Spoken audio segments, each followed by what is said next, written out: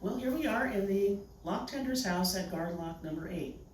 Now this house would have been occupied by a family whose job it was to open and close guard lock 8 when a boat came through.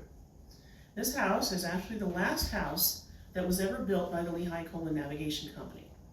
It was built in 1928, pretty close to the end of the whole canal era. Why did they bother? Well, because the canal was still running all the way until 1935. And the previous house here had a fire and it had burned down. And they had to rebuild. So in 1928, the house had a few more amenities than it did at the time. It had running water, it had electricity, it actually had a flush bathroom. And the family who lived here still had the same job that people had all the way back to 1829, tend the lock. When they rebuilt the house in 1928, they added the part I'm standing in, which is today the kitchen. And you can see why they did that if you pretend you're mom and you're standing here at the stove and you see a boat coming. You could see a boat coming off the river. You could get out and open the lock and let that boat in. If you look this way, out the other window, you could see a boat coming up the canal. And you had time to leave your cooking and run out and open the lock. What if you had one coming from either way? Then you had to get out and direct traffic. Somebody had to stop and somebody had to come along, and you were in charge. Well, we had a few other duties. You had to watch the time.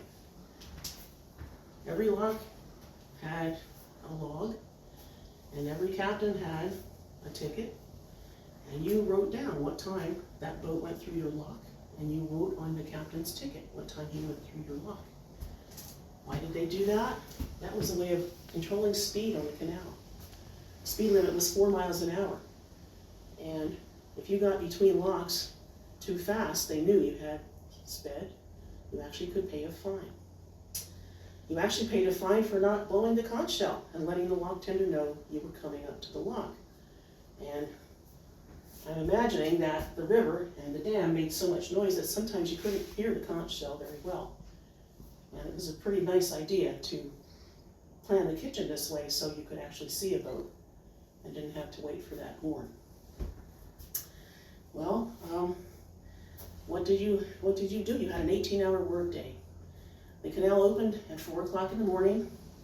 Locks were expected to be manned at 4 o'clock in the morning, and you opened the last lock and let the last boat through at 10 o'clock at night. If somebody got there after 10, you were off duty. They had to stop, tie their boat up, and maybe you'd have some company. So it might not be a bad thing. And all day, you had to worry about when you could take a break. When could you eat? You didn't have time to do any fancy cooking, but what you did, you usually kept a pot of soup or stew on the stove, so whoever was manning the lock could run in here, take a break, get a quick meal. You had coffee perking on the stove all the time. And you had a way to make your coffee right here. It works. Well, the running water, I had to mention the running water. Now over here we have the kitchen counter. Here's the running water. You brought it up from a pump. Where's this water come from? You know, you couldn't use the canal water because it was too dirty. The river water was too hard. But this house actually had what they called a cistern, where they collected rainwater, which is nice soft water. And that's what you wanted to wash yourself with, to wash your hair with if you were a lady. Hard water makes your skin all dry and wrinkly, and if you had rainwater, your hair would be nice and fluffy and your complexion would stay soft. And when Dad went to shave over here, his soap would lather and he could shave. So a little bit of a slice of family life right here. If the kitchen's the heart of the home, this big stove would probably have heated quite a bit of the home. This was considered a big house at the time. It's very small by today's standards, and often families would be very large. You would have this kitchen, you would have 1 or 2 other rooms that you used, you would have 1 or 2 bedrooms upstairs, and you might have several children that lived with mom and dad in the house. Now during the day, the 18-hour day, for a good portion of it, dad might not even be here. The wife and family would take turns tending the lock. Again, the house is very easy for the woman at the house to do her kitchen duties and also see boats. So imagining the wife here did quite a lot of lock tending. It was easy for the man of the house to go and get a job in the foundry. In fact, he might have been able to get a job right across the canal where the Keystone furnace was built very shortly after the canal was put in. Well, so Dad went out and made extra money at the foundry during the day, but Mom, being stuck at home, she tried to make some extra money too. In between tending lock, when Dad was on duty, this particular lock did laundry. It's easily situated to do laundry here. You've got the river in your backyard. In fact, you've got nothing hardly else in your backyard. But this lady was enterprising. She said, well, I've got clean water in the river.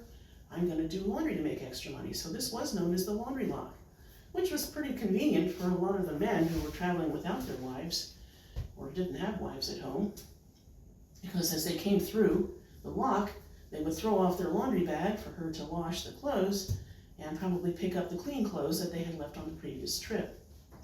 So one way to make extra money, this lock specialized in laundry. Now other locks were not so remote. A lot of locks had more land around them, or they were on the edge of farms. So it was easy for those ladies to raise chickens or have a cow, sell milk, bake bread, and do anything else that they could do to supply the canal boat people who were traveling with what they needed. Because people didn't have time to park their canal boats and go shopping to get their supplies. They were trying to deliver their coal as fast as they could so they could get paid. Didn't get paid till you delivered the coal, so that was a great time saver. Many of the locks grew into general stores. But this one was the laundry lock, guard lock 8 on the Lehigh Canal. So it was a family job. Your younger children would be home with you.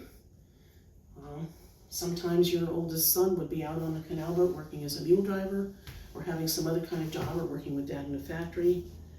You might send your girls to school, but you usually had more than one set of hands to help crank the lock open.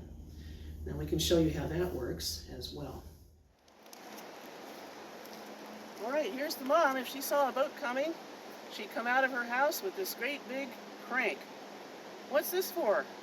This actually moves the gears that moves the lock gate. And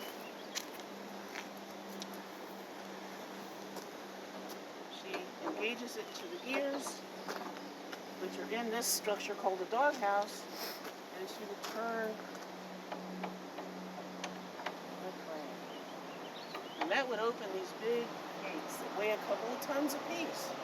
But Mom could easily do it, just like this.